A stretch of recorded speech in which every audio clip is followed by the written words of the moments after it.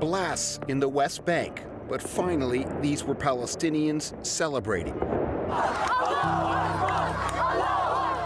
In Gaza, too, there was relief that after 15 months of devastating war, there is a deal to end the fighting. In his final days at the White House, U.S. President Joe Biden announced a ceasefire between Israel and Hamas that will unfold in 3 phases. Phase 1 will last 6 weeks. It includes a full and complete ceasefire, withdrawal of Israeli forces from all the populated areas of Gaza, and the release of a number of hostages held by Hamas, including women and elderly and the wounded. Getting the hostages back has been the focus of enormous public rallies in Israel. There's basically nothing else here at the moment. As I said, you have huge public support for the deal, about 80% support.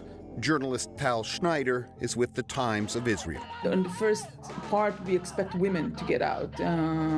So I suppose that seeing those really young soldiers, women who are just 19, they were 18 when they were abducted. The ceasefire deal is similar to one first proposed by the U.S. 8 months ago. But since then, the political landscape has shifted. The 47th President of the United States. There is a big Trump factor here. Israel government says that the same deal was on the table back in May of 2024. So what happened during those months since May 24? Trump got elected. The U.S. president-elect was quick to take credit for the ceasefire. And Trump has been clear before his inauguration on January 20th, he wanted a deal to free the hostages from Gaza. If they're not back by the time I get into office, all hell will break out in the Middle East. And it will not be good for Hamas, and it will not be good, frankly, for anyone. All hell will break out. Gaith al-Omari is a former negotiator for the Palestinian Authority. No one wanted to start Trump's second term on Trump's bad side. He's an unpredictable president. He's been known to basically inflict pain on those who do not agree with him. And neither side wanted, not the Israelis, not some of the Arab mediators, wanted to start the term or the relation with Trump on bad terms. But al-Omari believes it's more than just the return of Donald Trump to the White House that drove Hamas to accept this deal. For Hamas, I think the turning point was last October, actually, when Israel killed Hamas's leader, Yahya Sinwar, in Gaza. That basically weakened the more radical element of Hamas. And so the more, let's say, amenable wing of Hamas became stronger. So that's kind of one element. The guys who understood that the war is, the time is not on their side, and they wanted to cut their losses. And Hamas's losses have been tremendous. And, Tal Schneider says, Hamas has lost its closest allies in the region.